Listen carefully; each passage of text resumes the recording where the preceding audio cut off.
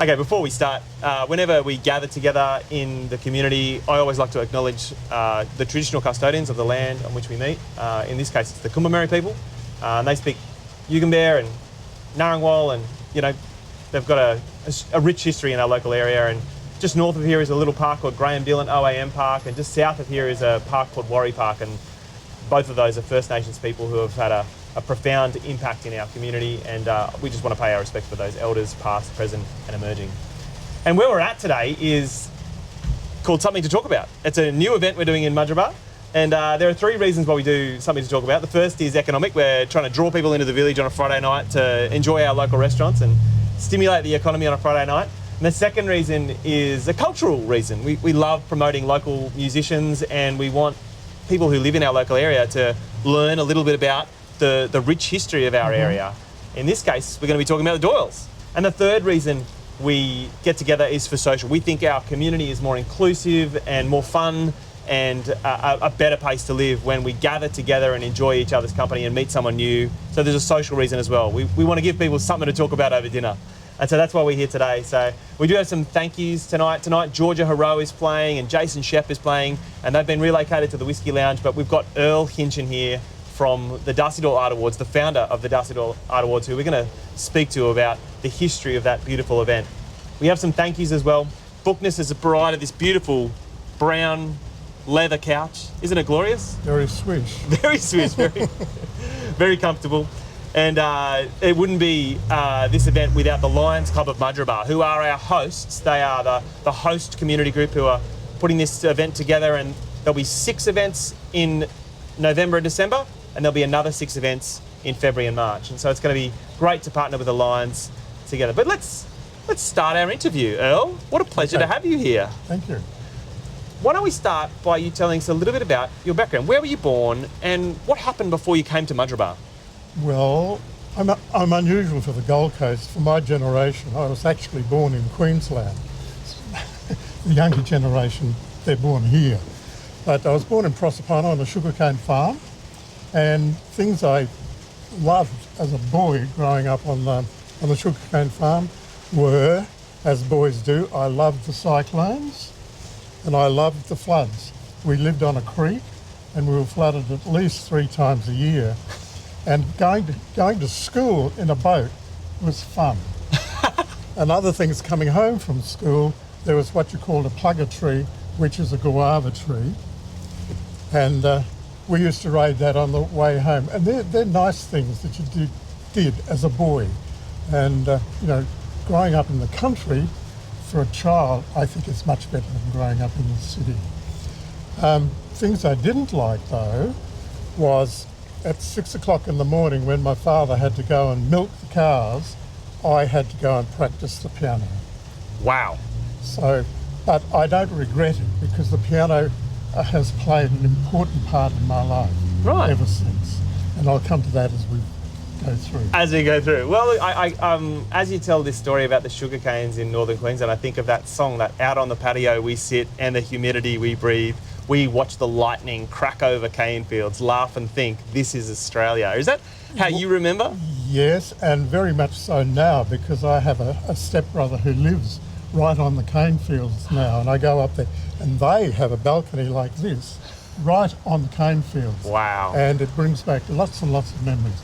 I mean, we get a little bit drunk and it all gets better, Well, tell us a little bit about, how did you go from the cane fields of northern Queensland to be in Mudgeeraba? Well, when I was 11, family moved to Brisbane, so I was educated in Brisbane, and I went to college in Brisbane. I went to university, and I started off studying dentistry. And halfway through, I was a very naughty person. Right. And I ran away virtually to join the circus. To join the circus? Yes. So, as a teenager in Brisbane, I was very active with music. And I was involved with musical theatre, and I was then, as a teenager, a musical director and producer of musicals. for the local theatre groups there. I was involved with choirs, which were very big in those days. So my life really revolved around music. And later on at high school and at university, I had a dance band, and that's how I got money as a teenager. And I played the organ at church, so music was, everything I did was involved with music. And I got my letters and teacher's degree in music as a teenager. Wow. So, and to this day, I now play about 2 hours a day at home. Gosh. But it just depends on my mood as what type of music I play. And is it predominantly classical music do you play, or do you play contemporary? Well, I learnt classical music. Yes. But I played jazz, and I like show music, of course, because I did a lot of that. But it's because of that, going back to, I dumped dentistry halfway through. Right. And ran away to the circus, which meant I went down south and I joined a professional theatre, J.C. Williamson's Theatre, and I worked for them and for the Tivoli circuit. You're probably old enough to remember these companies. And instead of telling people what to do, directing people on stage, I ended up actually performing. I wasn't very good, but I was adequate. I can't even imagine that. No, I was adequate. So I spent a few years working for J.C. Williamson's and the Tivoli circuit, and I was very privileged. I ended up in theatre management after a while when all the stage work dried up for a while, which it did in the acting profession. Worked for J.C. Williamson's and was manager of a theatre. But that was a very interesting time. I met a lot of people and I was associated with a lot of people. For instance, I was the personal manager for someone that young people would not know, Marlene Dietrich. You ever know Marlene? I have heard of Marlene Dietrich. Okay. Well, I was her personal manager on her first tour here. But I worked with Barry Humphries and my era was with Graham Kennedy, Bert Newton, Stuart Wagstaff and all that crowd. So the Barry Humphries, for those who don't know, what is Barry's alter egos? Yes. It was in the early days of Barry Humphries. So before the alter egos? No, they were there. That was the beginning of all the alter egos. So you witnessed the start of Dame Edna Everage? Yes, right from the beginning. Goodness gracious. So it was a very interesting time. I've had a very interesting life then. But that eventually dried up and I thought I'd better get a decent job. So because I had a bit of a medical background with doing dentistry, I joined a drug company and I eventually ended up as a manager, New South Wales manager for an Australian pharmaceutical company. And so how did you make that transition from a New South Wales pharmaceutical company manager to be, an identity in Queensland? Well, just quickly, after being with them for about 13 years, I decided I just wanted to work for myself. I didn't really know what I wanted to do. But I ended up starting a landscape business in Sydney, and it was the early days of terraces in Paddington and those areas where they were turning the backyard into an outside room. Yes. And people like Jamie Jury 2 years later picked it up and put it on television. So that's basically what I was doing. And after that I came up here to retire. To retire? And at 50. At 50. So at 50 years old you decide to move back to good old Queensland to live the quiet life. I made a mistake there at 60. So 60? Gosh, Yeah. we just lost 10 years. Goodness me. So I retired at 60 up here. But I did a bit of landscape work and so forth here. But why we ended up in Mudgeeraba, I owned an apartment down on the Gold Coast, which we used to go to. And to retire, we didn't want to live there because it had just been when the council or the government approved 3 o'clock closing and 5 o'clock closing. And where we were on the Gold Coast was just terrible at those hours in the morning with all the drunks going home, the yahoos and so forth. So you didn't want to sort of live there. No. So we came back to what we hoped was near country to Mudgeeraba. It was unspoilt. It wasn't anything like the Gold Coast, and it was peaceful. And I can remember the first time I went to a supermarket here. It was wonderful because there was a whole collection of different types of people without shoes. Everyone spoke to you, and it was all so friendly. Whereas been living on the North Shore in Sydney, where everyone was on the same economic, social level, and they were boring, quite frankly. So it was more colourful here. And what happened here with Mudgeeraba, I got involved with doing the cable, putting a cableway up in those years, and as in involved supporting or involved against? Against, because the NIMBY syndrome came in, of course, because I lived up on Little Nerang Road, and the first station was near my home. Oh my gosh. And NIMBY syndrome came in, so I basically was quite dominant with the people who were opposing the so there was cableway. The business people were all for it. Yes. But generally the public didn't really want it. There was a mobilised community of people championing against. And of course we had Gecko. Gecko, yes. But I kept myself away from Gecko. Yes. With my group, mainly because they exaggerate and didn't really have a good name. But anyway, we won the battle. So because an election was coming up and they thought they were going to lose votes. So a community advocate, and how do you've retired, you've moved to Mudgeeraba, you've participated in a community campaign to oppose a commercial tourism activity in the hinterland that was going to ruin your peaceful quality of life. But when did the Darcy Doyles come about, and how did that come? Well, the Darcy Doyles is involved with that, and I'll go into there's a long and a short story on how that evolved.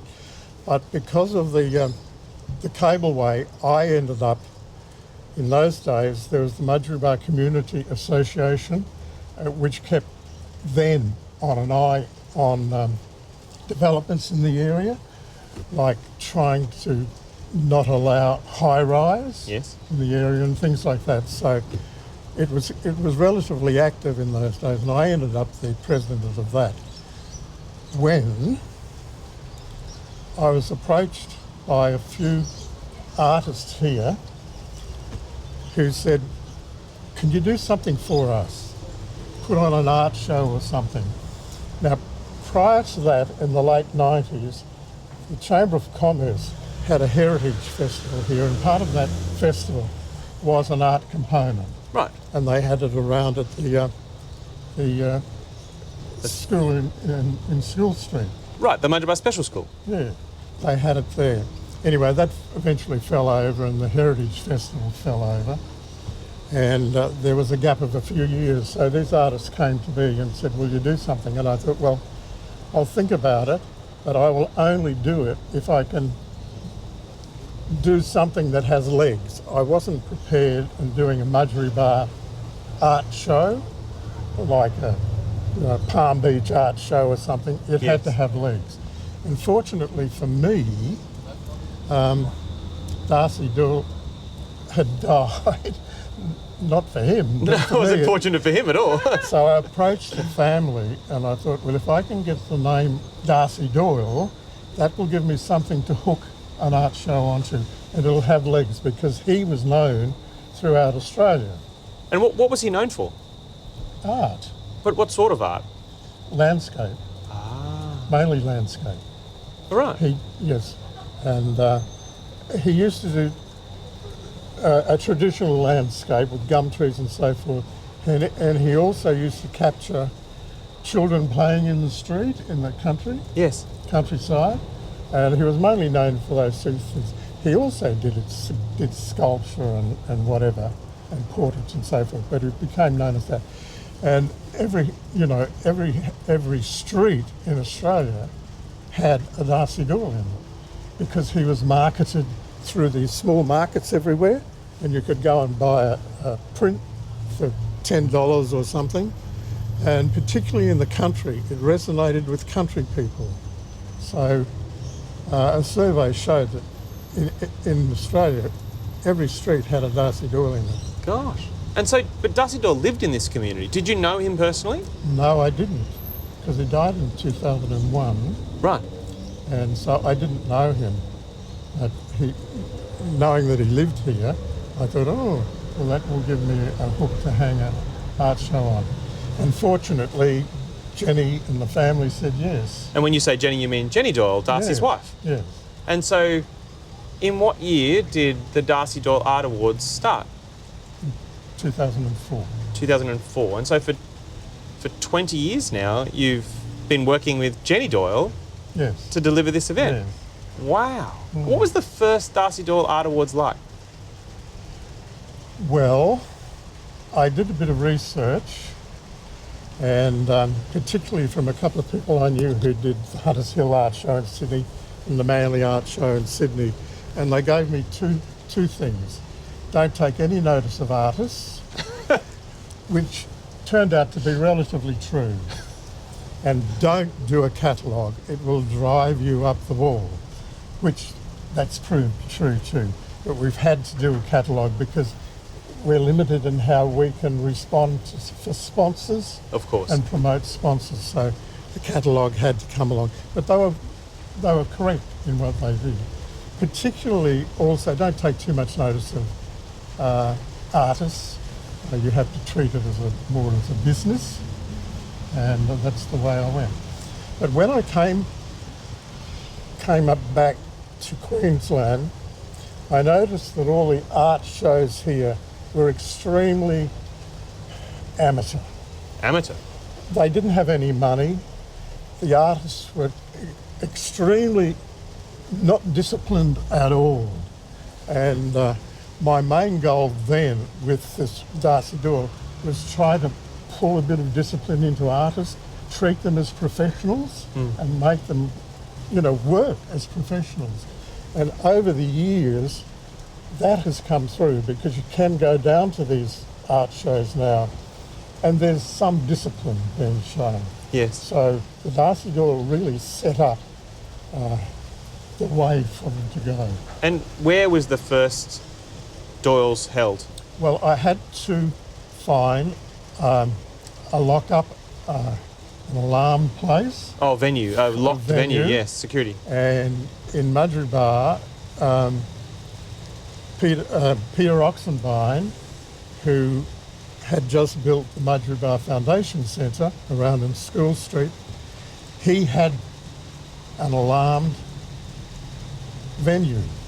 And the other one too was, well, it wasn't alarmed then, I don't think, it was a memorial hall, which was very difficult to get into because the trustees really We're a bit protective of its use. were very protective, Yes. so I bypassed them. But this beautiful hall around in School Street, That Dr. Peter had just built. yeah, Dr. Peter had just built, he jumped at it. He said yes, because he was interested in culture. Of course. And he actually became, in the early years, my major sponsor. Gosh. So I was very grateful to Peter. So How many it was people held came? then. How many people would have come to the first? Oh, it was quite busy. There was a steady stream for nearly 2 weeks. So it was a 2-week show? It was quite interesting because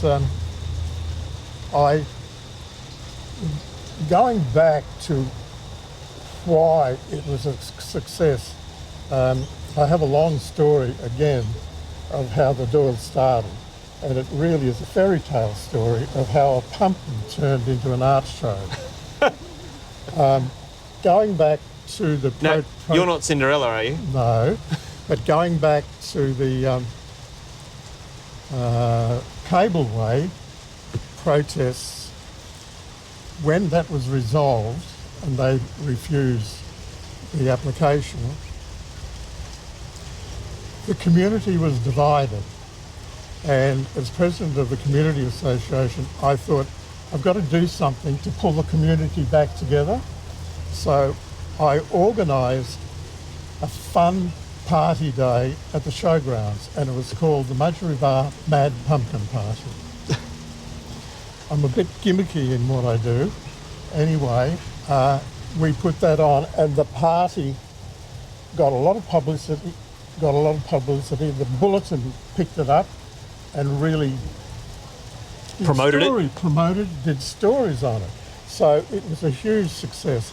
And it was just after the Olympic Games. So we used the pumpkin as a ball and had tunnel ball Olympics and things like that, and using a pumpkin. And it was lots of fun. We had a fancy dress parade. We had a mascot, Percy the pumpkin. And we had a concert, and we invited all the sports people and anyone who wanted to run a stall. All the charities here, they all did a stall, and we got quite a few thousand people there. Wow. And that night we had a bush dance, because Mudgeeraba used to be known for bush dances. Yes. Way back. And I was fortunate enough to find the last bush band which had been disbanded. They all got together. And so we resurrected this bush band for the pumpkin party, which we had down at the showgrounds, and it was a huge success. And we had pumpkin carving competitions and the heaviest pumpkin, and to my knowledge, I think the biggest pumpkin was about 450 pounds. And so it was a huge success. And going back to Peter Oxenbein, that's where he came to me and he said, "Oh, can you promote me?" So I can remember making a big poster for Peter, and it was on show. And that was my first connection with Peter, actually. Right. And ever since then, he's always been sort of, And so that was a platform to start promoting the Doyles. Well, what happened was, being gimmicky, because of this Mad Pumpkin thing, I decided to put out a pumpkin recipe book. But I called on the community to send in recipes. Right. So they sent in all these recipes, and we compiled a pumpkin book. Had no money to do it, but I had a glossy cover, and it looked good, and it really looked like what do you call it, the Women's Day or Women's Weekly? No, the Country Women's Association cookbook. Right, the cookbook. Yeah, it looked like that. It was very friendly. Well, again, the Bulletin picked up the cookbook. Wow. And a story went out there. Then the next minute I got a phone call from Channel 9, and they wanted to do a half-hour program on my cookbook, which I couldn't believe. So, being in a new home, the new kitchen, that was all set up as a studio. And they came down, and me with a lovely lady called Susie Ting, who lived out your way. Yes. And we did a half-hour cooking program on the cookbook. About pumpkin? About pumpkins. And it went out on Channel 9 at 5:30 all throughout Queensland, except the Gold Coast, because they went to news, Gold Coast News. But the phone never stopped. Wow. And we ran out of the first edition of the pumpkin cookbook, which was called The Plentiful Pumpkin, very quickly. So we had to rush out a second edition. But we've made quite a lot of money. And of course, this money went to the Community Association, and I put half of the money, like $6,000, away in a fixed deposit account, because the other people in the community wanted the money to do a shade cloth or a seat or something. And I thought I'll just hopefully keep that aside for something that might come up in the future. So when I was approached by these ladies to do something for art, I had $6,000 to start with. So I did something very brave. I offered one prize, $3,000 for the winning painting. Now then, in 2004, was a big prize for art. So that attracted attention of the art community. And the other 3,000 I spent on setup. Prior to that, and this is what I used to see in the other art exhibitions around, they used to borrow old pegboard stands that Gecko actually used to have, and they were using them. And I decided the thing has to look good. So I actually hired some very attractive black stands and so forth, which I still now use. And when people arrived at the show, wow, it's the first time they had seen something that was a little bit different. So it had an impact immediately. Yes. So there were little things like that happen. And the shows around there, the way it was set up, were quite intimate. Yes. I sort of created a whole lot of little rooms. Yes. And because when you go into art galleries, a lot of them are quite sterile. And art's really to be shown in a home. So I tried to make them look as though they're in a home, you know? Yeah. And so the Doyles has now been going for 20 years. Can you think of a highlight over those 20 years that you feel that really resonates with you about one year where you... Many. Oh. There are many. And only small ones, which I'll mention first. I can remember the first year around in School Street, a young Thai lady put in entries, and they weren't very good at all. But because I was able to, I did hang them for her, because it's a bit of a disappointment if they don't get hung.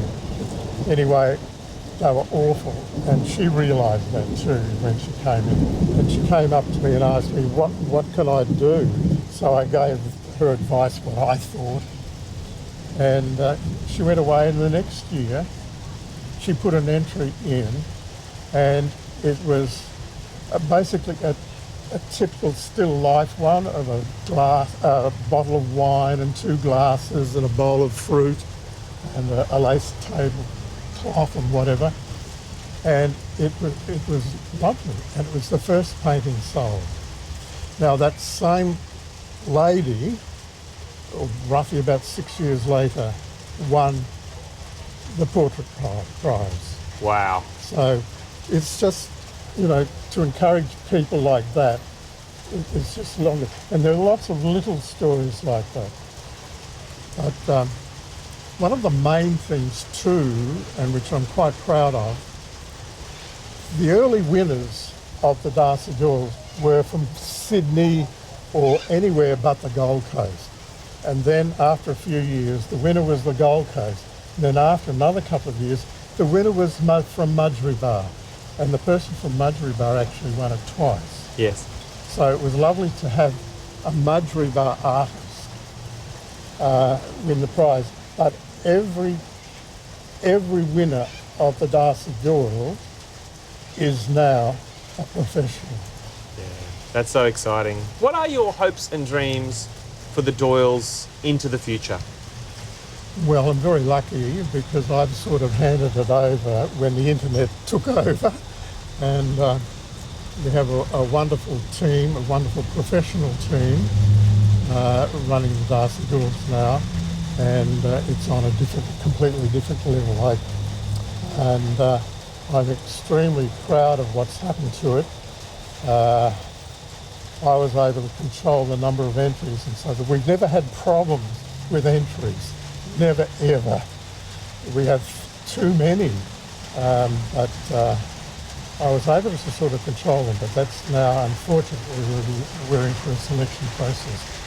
But hopefully it will stay in Mudgeeraba. There has been pressure to move it, but I've already resisted that. And hopefully it now, around in the Mudgeeraba Memorial Hall, that's the home of the Darcy Doyles. And the show can be tailored to that hall. But the future is very bright. And, you know, in the last couple of years, we've had actual sponsors knocking on the door. which is wonderful, because in the early days, I had to say, come on, please help, you know? Yeah. And particularly, Glenn, I'm very pleased and thankful to you for all your support, and we hope it continues. And in the early days, we didn't get any support from the council at all. But, What about the future for you? Our last question. What's the future for Earle? well, just to come down and enjoy the show, sit down and enjoy the show, really. I don't have to do any work anymore. That's probably good advice for life. Enjoy the show. Enjoy the show. What a lovely interview. Thank you so much for chatting with us today, Earle. It's been an absolute pleasure. It's always great to know that one of our special events started from a pumpkin festival. I'm a pumpkin. And we're super excited about the Cinderella it has now become. Yes, it's very exciting. A pleasure to meet you, Earle. Thank you so much. Thank you, Glenn.